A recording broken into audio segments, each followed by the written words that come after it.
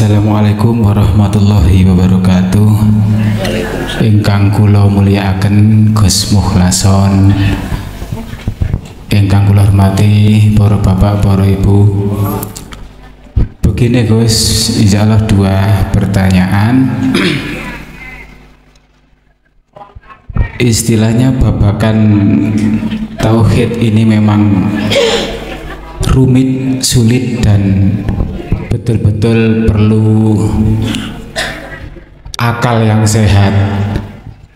Ada salah satu ulama itu mengatakan beribadah itu harus cerdas. Akan tetapi di dalam mengenal Tuhan sendiri, akal harus rela diletakkan. Gini-gini ngoten Gus.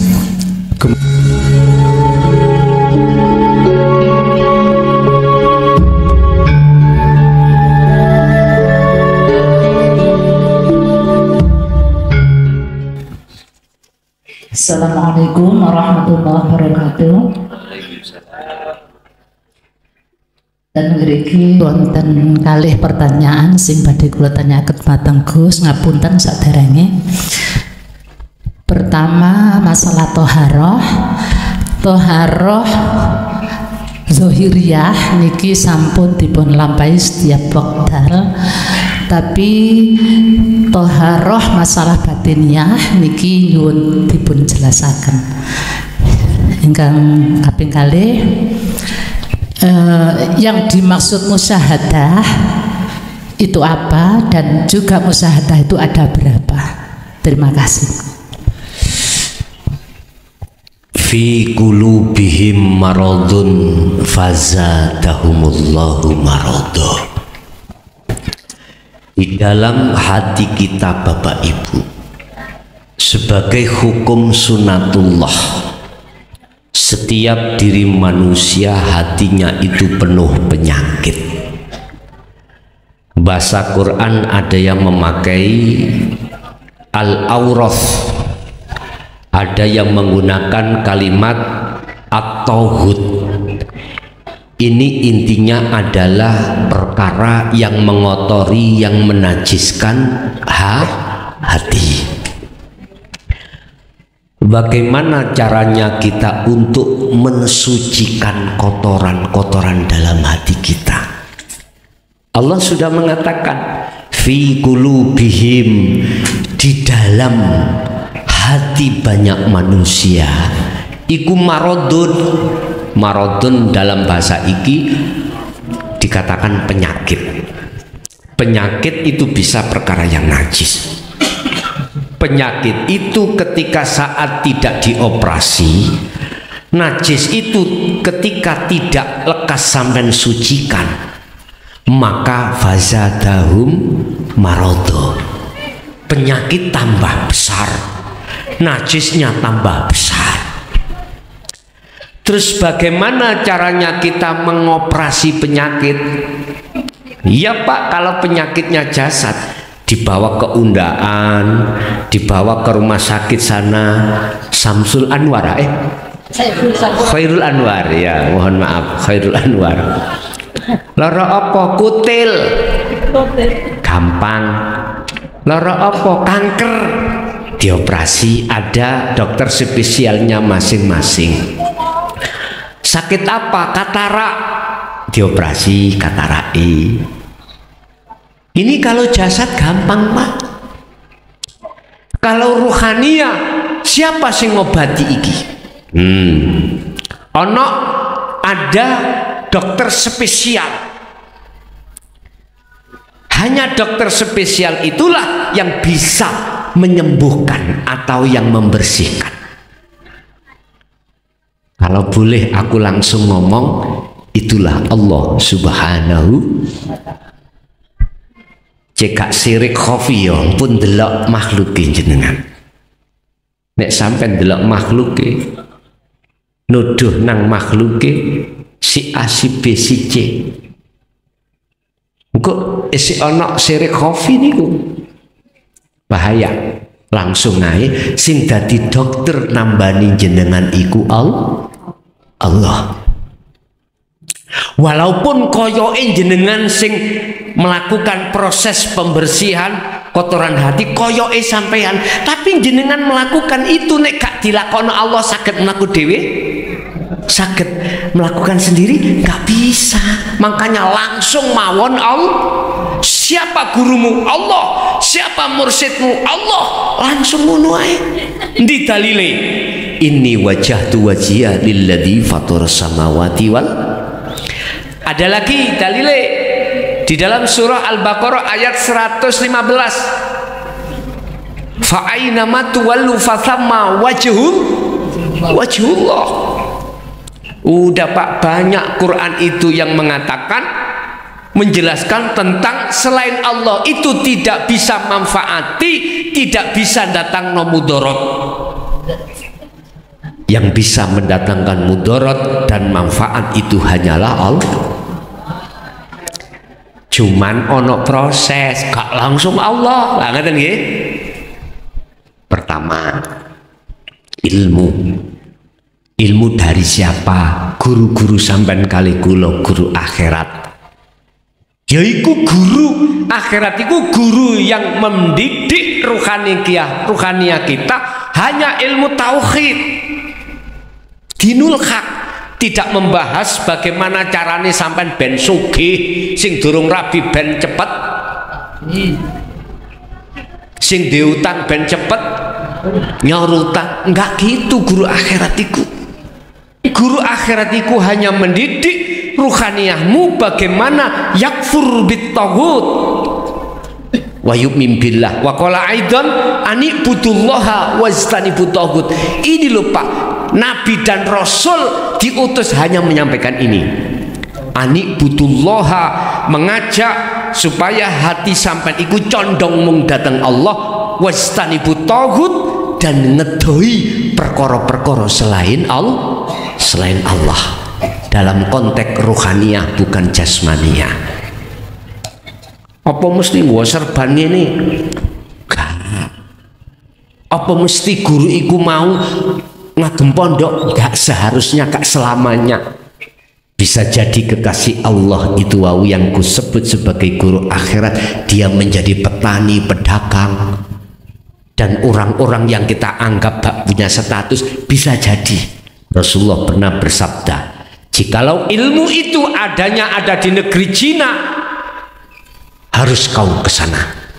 Walau bisin, walaupun adanya itu ada di negeri Cina, kita harus berangkat ke negeri Cina. Iku negeri kamu, negeri yang tidak maksudnya ada seseorang yang kau lihat orang itu di mata manusia jelek, bila mana ilmunya ada di situ, kau harus belajar terhadap beliau-beliau itu. Nah ilmu iku wis sampean gawa, mesti sampean iku diaturi khalwat utawa zikir. Setelah itu jenengan disuruh istiqomah. Itulah caranya untuk membersihkan kotoran hati. Ringkese hati sampean iku ada iman selain Allah. Inilah yang menajiskan. Tadi contoh, siapa yang mengobahkan daun, menggerakkan daun. Tadi iman kita ngomong adalah angin ikut hilang akhirnya. Angin itu najis. Nek cara hikam al-aghyar, bahasanya perkara yang menggelapkan hatimu. Yaitulah makhluk ada di dalam diri kita. Iki disucikan dengan cara berzikir tadi, sir dan sirul asrar. Sirul asrar munculnya 3 pos, yaitu su'aul basirah, wa ainul basirah, wa hakul basirah. Merasakan, melihat, kemudian menyatakan. Wis, ini caranya untuk membersihkan atau toharoh hati seperti itu. Yang kedua, di dalam alam musyahadah itu ada berapa tingkat? Ada 3 tingkat: musyahadatul fana, wa kamil, wa baqo. Fana dan kamil ini disebut makom mahfud, sing bakok itu makom maksum. Cirinya bagaimana? Apa sih makom musyahadah itu? Makom di mana ruhaniyah kita itu sudah fana, atau bahasa sederhana, dalam hatimu sudah tidak ada kecuali Allah. La maujudan illallah. Itu musyahadah. Makom kebukae ghaibe Allah yang tadinya kita tidak tahu, tidak bisa bersaksi mana Allah, nggak tahu asalnya. Selanjutnya kita sudah tahu Allah itu di mana. Wa nahnu aqrabu ilaihi min hablil warid. Allah itu, kata Allah, aku, kata Allah, luwe idek katimbang urat leher urat nadi. Gitu loh. Lu endi? Nek surat Al-Hadid yo ning ngarepmu ning jeromu. Lu endi? Lah ngoten nggih. Ojo gawe ndelok moto iki. Moto jero iki lho. Apa moto jero? Ainul basirah. Syaratnya sifat basariyah nyisih. Bahasa Indonesia nyisih apa? Ngalih. Nyingkrih. Wah, apa? Menyingkir. Ya, menyingkir. Harus hilang. Hijab tutupi meripat hati, itu adalah menyingkir. Baru sing kosong iki justru sing isi katanya ngene iki mang dadi kosong. Artinya jikalau kau sudah sampai dikatakan makrifat, maka sejatine sing wujud iku nyata, maka sing asale kok terko wujud iku mboten wujud. Yang asalnya kita mengatakan Allah wujudnya Allah, tandanya adalah wujudnya dunia, karena dunia seisinya yang menciptakan adalah Allah. Berarti kita melihat Allah itu lewat tanda wujudin dunia saisi. Iki wong sing durung cetha nang Allah si jarini. Tapi kalau ahli tahqiq, ahli hakikat makrifat, kebalikannya, justru wujudnya Allah itu sebagai burhan, dalil atas tidak wujudnya selain Allah. Paham? Iki posisi ada di musyahadah. Lah, tondone musyahadatul fana 24 jam jenengan makrifat Allah itu mung setitik. Entah waktu sholat tok, limang waktu iki tok, njabane sholat wis gak eruh. Iki fana, musyahadatul fana. Bila mana zikir ini sampai teruskan, maka Allah akan mengelih sampean, memindah ruhaniyah sampean ke tingkatan yang musyahadah nomor 2, musyahadatul kamil atau fanaul fana. Ini cirinya 24 jam satu hari satu malam lebih besar jenengan makrifat datang Allah daripada tidak. Intine sepandai-pandai tupai melompat suatu saat akan jatuh. Wis. Tingkatan fana ambek kamil ketika jatuh dia lalai pada Allah iku gak salah. Mboten salah. Karena ini hukum sunatullah, proses Anda jatuh bangun aku melepasmu. Melepasmu tak? Mengejar ini terus ikut proses, Pak. Orang belajar naik sepeda pancal, Pak, sering jatuh, betul?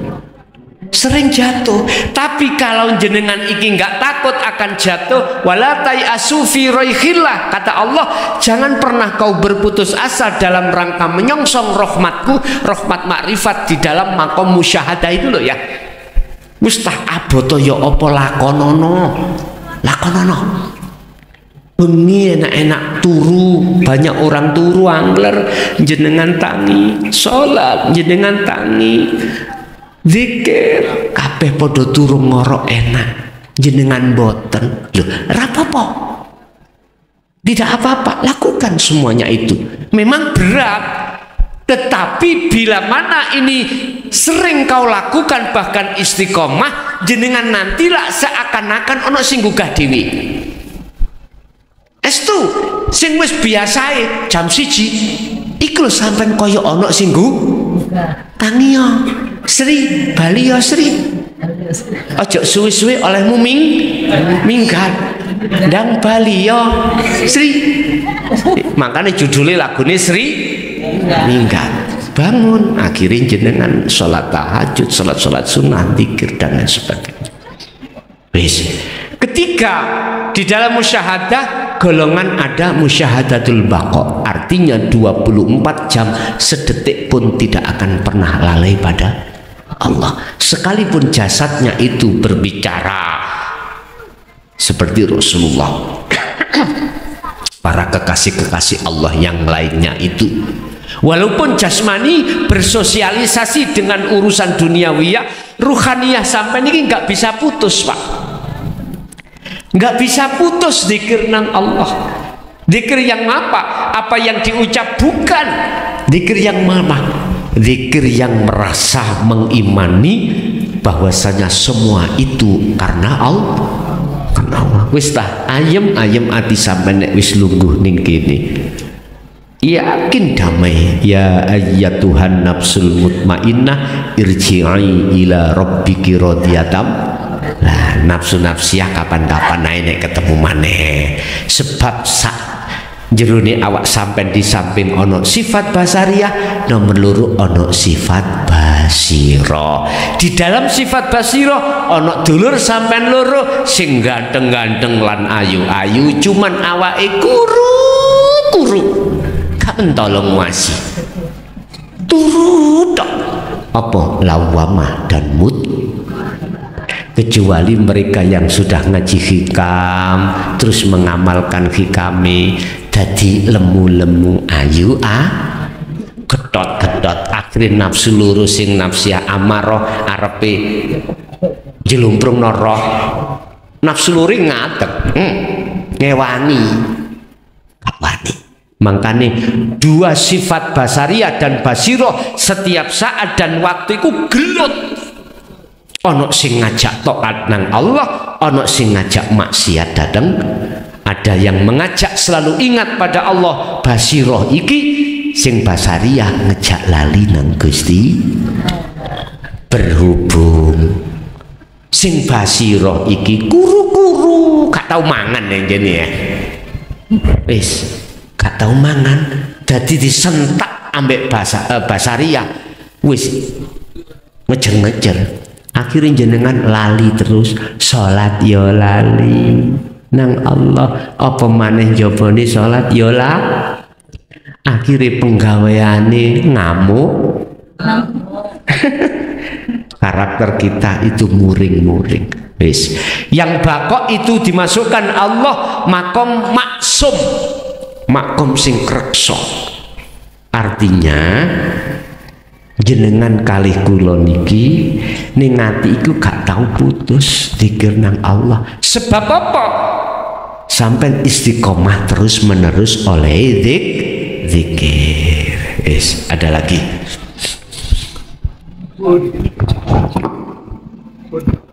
Cik. Ngapunten Gus. Assalamualaikum warahmatullahi wabarakatuh. Ingkang kula mulyakaken Gus Mukhlason, ingkang kula hormati para bapak, para ibu. Begini Gus, insyaallah dua pertanyaan. Istilahnya babakan tauhid ini memang rumit, sulit, dan betul-betul perlu akal yang sehat.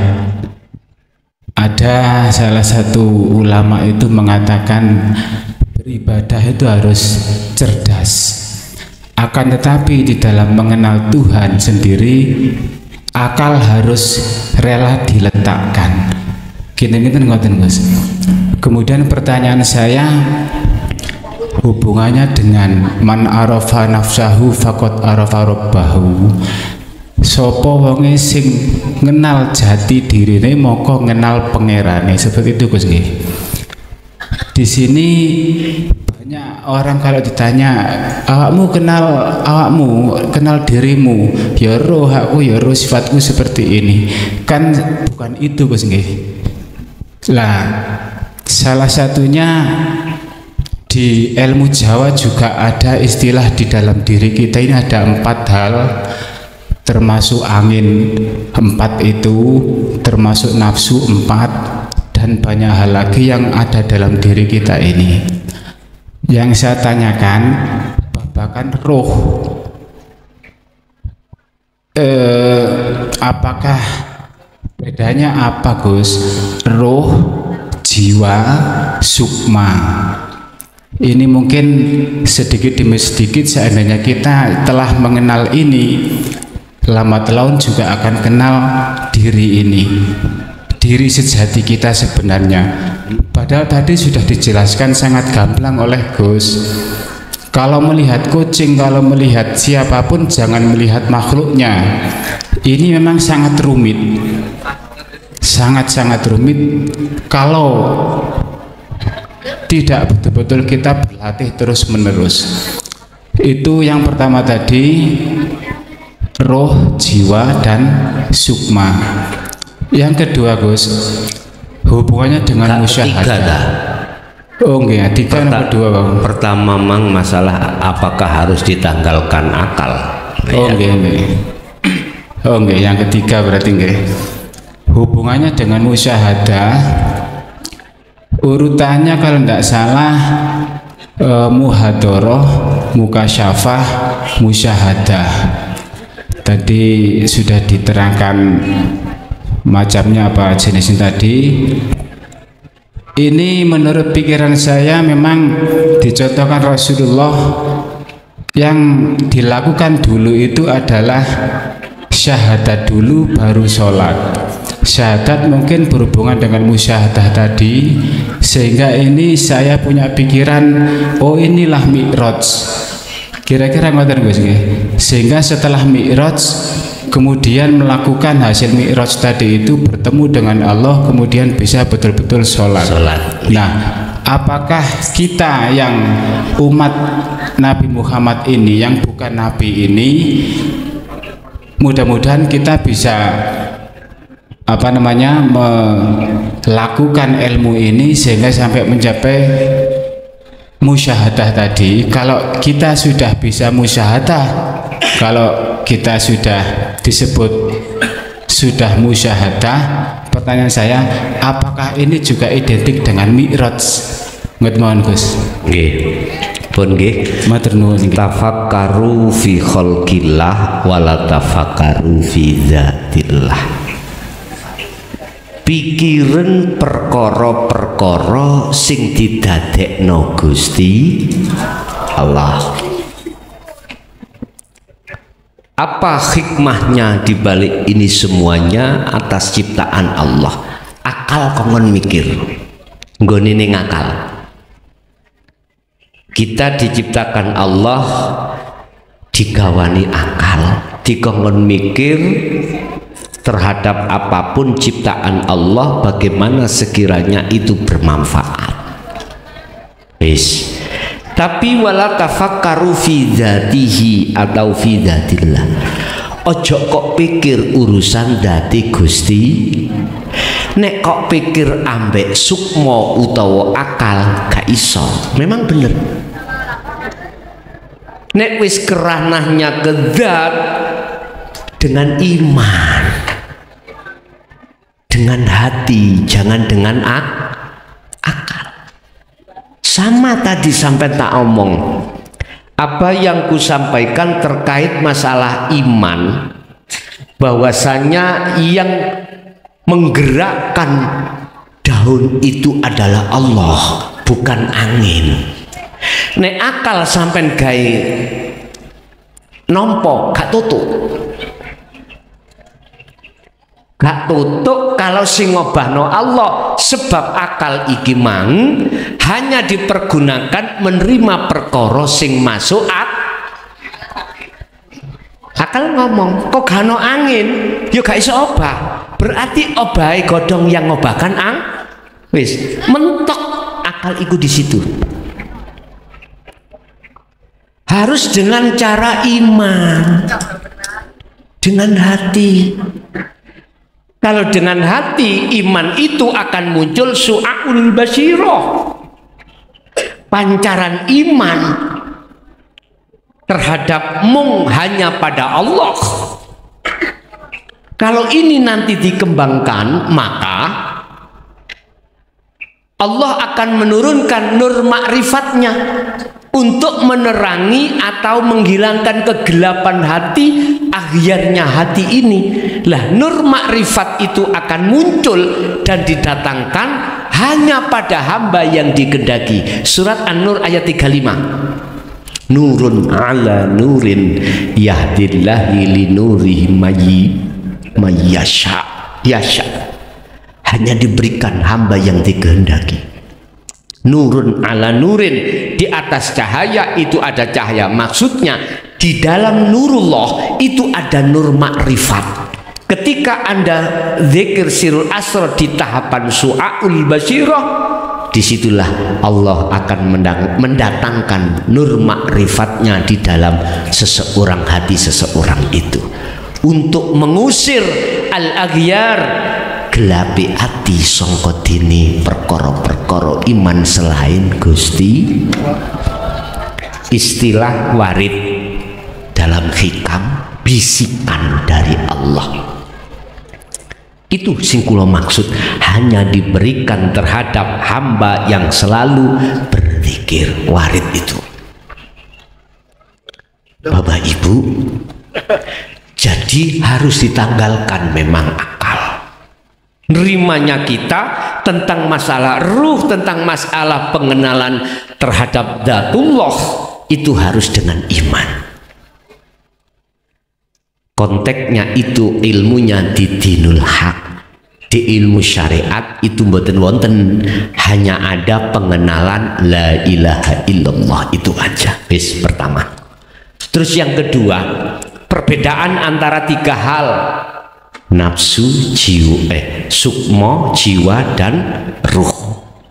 Bapak Ibu, perkara telu iki sumber dugi Allah semuanya. Sumber dugi hidup semuanya. Di dalam jasad sampean ada ruh, di dalam ruh ada iman atau rasa, di dalam rasa ada cahaya, di dalam cahaya ada hidup. Wis, iki padang, jerone padang iku ono lampu, jerone lampu ono cahaya, jerone cahaya ono setrum. Kira-kira sampean roh wujude setrum? Sampai nek kepingin roh wujudi setrum kabel itu demoken, engko lah akalmu hilang. Nek sampai pingin delok setrum, ya deloken cahaya iku sik. Sebab metune cahaya itu bukan dari lampu, lampu namung lapangan. Lah cahaya dugi setrum. Sampai nek kepingin roh wujudi setrum, deloken cahaya utawa nggo taspen, lak metu cahayane. Tapi bukan nurullah, bukan cahaya Allah, iku wujudi Allah. Sampai nek kepingin roh wujudi Allah utawa wujudi setrum, demoken kabel listrik muda iku. Apa yang terjadi? Hilanglah akalmu. Wis, antara ruh, jiwa atau sukma itu sumbernya dari Allah. Mohon maaf, apa sih jiwa itu? Itulah nafsu. Ya, nafsu. Ya ayyatuhan nafsul, jiwa itu akan tenang. Nafsu itu akan tenang manakala muncul mutmainnahnya. Nafsiyah amaroh akan tenang, akan jinak. Bagaimana caranya? Ya kudu dzikir nang Allah. Nek wis iku dzikir, intine dzikir bali nang Allah. Nek wis bali maka disebutlah, mohon maaf, ruh. Bahasa kinayahnya adalah nafsul mutmainnah. Lah sukma itu apa? Akal. Iki penggaweane akal iki, sukma iki mohon maaf Pak, selalu kena bisikane nafsu terus. Makane opo Nabi Adam ono surga, malaikat gak ero, ono iblis tunuk-tunuk bisiki Adam. Mohon maaf, ketika Rasulullah Mi'raj, nafsu di mana? Wujudin nafsu adalah buruk, parkir. Akal malaikat di mana? Parkir. Muhammad piyambak ke Sidratul Muntaha mustawa. Artinya Bapak Ibu, ketika jenengan solok niki nuju wusul nang Allah dalam rangka likok pada Allah, semuanya kudu parkir. Aran-aran tadi kudu parkir, meja yo gak ono, longan yo tidak ada. Wis, iku syarat mutlak harga mati yang jenengan pingin likok datang Allah. Wis, nomor 2. Nomor 3 apa tadi, lali aku.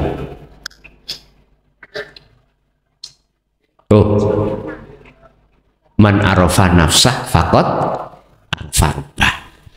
Mengenal diri yang dimaksud. Memang proses awal di syahadat. Sing kula maksud syahadat ini bukan hanya syariat tapi hakikat. Apa hakikatnya syahadat? Asyhadu madepe wajahi roh, bersaksi kepada siapa? Ilallah. Cuman ayat bacaannya ada la ilaha il. Di sini ada perintah nafi dan isbat. Nafekno, bersiono iman-iman di dalam la ilaha itu dalam hatimu. Artinya najisnya disi hati mang bersenono sik, nafikan. Isinya la ilaha. Setelah ini bersih, illallah, isbatkan Allah. Artinya tetapkan imanmu bahwasanya yang berperan atas semua apapun hanyalah Allah. Memang Bapak Ibu, sebelum kita sholat ditotosik sahadatnya. Nek sahadat persaksian iki sudah benar, hanya hidup, ikulah sing dimaksud aku niat sholat lillahi, karena Allah, bukan karena dirinya kuat, hanya karena Allah yang mendirikan, mensujudkan, merukukkan. Hati sudah masuk dalam persaksian seperti itu. Barulah di situ akan mengerti siapa diri kita. Siapa diri kita? Sifat hakikati makhluk iku mati. Urip iku mang koyok-koyok kita urip, sebab uripe diuripi sing Nek kita masih merasa diri kita hidup karena dihidupi Allah, berarti ana urip loro. Sing nguripi ambek sing diurip. Sing urip berarti ana Allah loro. Iki gak boleh. Berarti belum tahu dirinya.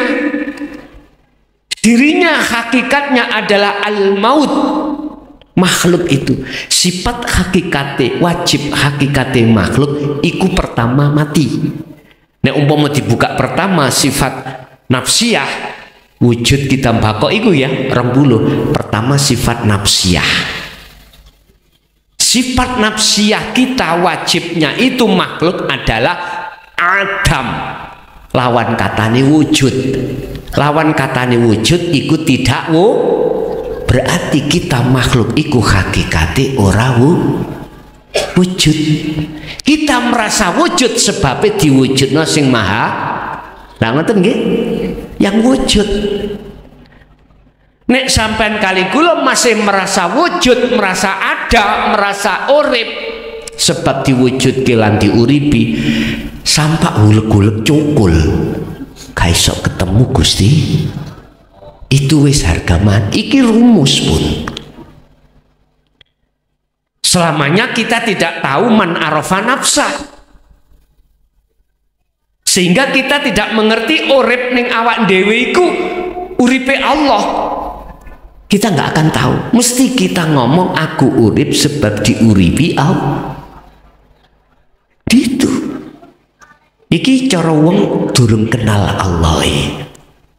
Tapi nek jenengan sampai nggak mengakui iki hidup kita, wujud kita merasa tidak wujud makhluknya ini. Inilah yang dimaksud adalah wong sing ngerti jati diri. Berarti urip iki uripku, ku sapa? Bukan ku makhluk, tapi ku kembali Allah. Inilah wahyu yang terakhir sebagai pemungkas para nabi dan rasul. Semuanya digawani pungkasane wahyu ini.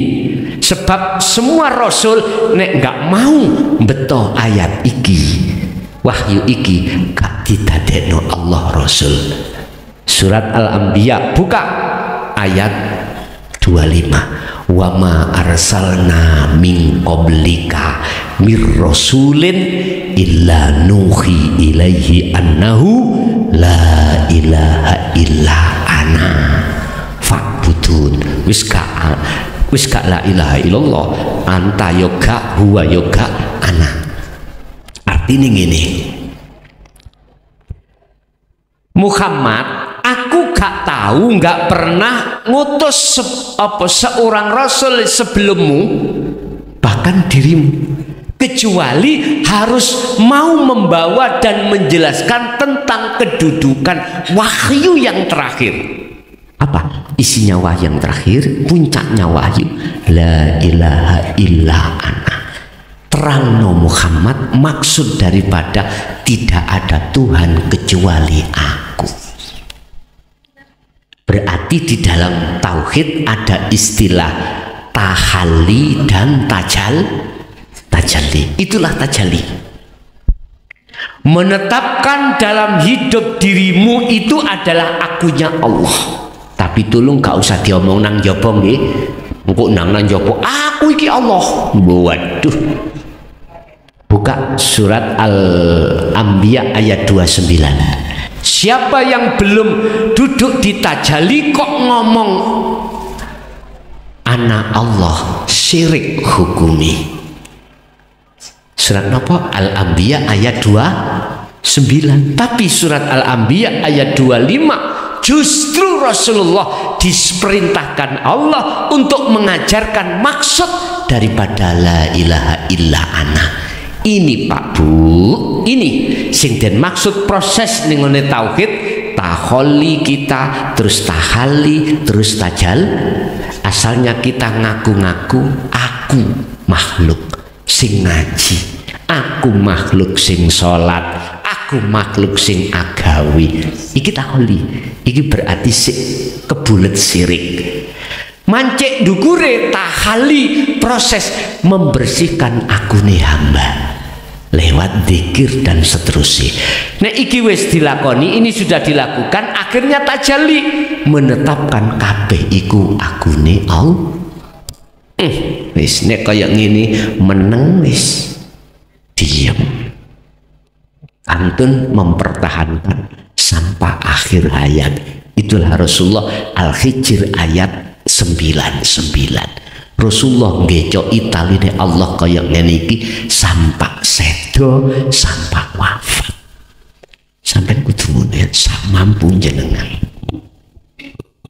Jadi man arafa nafsah iku maksudnya urip ning awak dhewe iki ora diakui aku iki urip hamba, enggak. Maksudnya urip akunya Allah yang muncul. Sing dawuh bukan jenengan, jenengan kita kan sudah fana, nggak ada. Berarti sing dawuh adalah Allah. Nah, kaya ini pun paham, pun cetok, pun bener tauhid. Ada lagi? Assalamualaikum warahmatullahi wabarakatuh. Waalaikumsalam warahmatullahi. Kula nderek panitia mawon. Ayo monggo. Kula nggak ada penyakit asam urat ya. Nggih, monggo. Kula badhe nyampeaken sebagai guru pamulasan kalih guru Nabi. Kula hasil saking praktek ngaos hikam, maksudnya hakikat dan makrifat. Kula awale ten syariat niku salat niku masalah khusyuk niku. Pun pinten puluh-puluh tahun wonten kula pun paham ten mriku. Badhe ningkataken ten hakikat niku praktek kula sampun paham, memahami wonten praktek sakniki kula badhe nyampeaken. Salat wonten nek syariat niku mbutuhaken khusyuk, fokus niku kudune nggih kuatah luar biasa. Ngantos kula ngantos dewasa ngantos ngaten iki terus kula sing nomor kalih pindah wonten hakikat niku salat niku saged khusus ten ati kalih ten Allah sedaya niku kula tinggalaken. Kula nggih manut mawon sampai perintah. Maksudnya yang ditinggalkan itu salat syariat. Masalah dunia sakwisine. Oh, saisine. Sedaya niki mboten saged ditingali, mboten katut wonten di ati. Dadi niku khusus ati kalih Allah. Niku kula ringkes mawon nggih. Soale niki kula praktek niki hasilnya kula sampaiaken Gus Kanapi sarene kula tebih kalian jenengan. Nah niki kula ringkes mawon sakmenika nggih niku wau. Dadi kula salat niku khusus ati hadir ten Allah. Cekap sumaten matur kula. Assalamualaikum warahmatullahi wabarakatuh. Waalaikumsalam warahmatullahi wabarakatuh. Leres undur maqol Innallaha la yanduru ila suwarikum wa amwalikum walakinallah yanduru fi qulubikum. Allah gak ndelok status zahir tapi ndelok status batin. Jadi memang salat khusyuk itu akan terjadi pada siapapun manakala melalui beberapa proses yang telah diterangkan dan dipraktekkan oleh derek kula niku. Ilmu iya, amal iya dengan istiqomah. Tiga hal inilah yang disebut takwa. Ya ayyuhalladzina amanu taqullaha haqqa tuqatih. Takwane wis gak takwa klambi tok. Takwa niku sampai masuk di dalam hati. Sampun cukup Pak Bu nggih? Nggih, ngoten mawon sedaya mulai awal sampai akhir apa sing wis den paringake Allah kala wau estu dadosa ilmu ingkang manfaat barokah terhadap kita dan anak putu kita ila yaumil qiyamah. Lahumul Fatihah.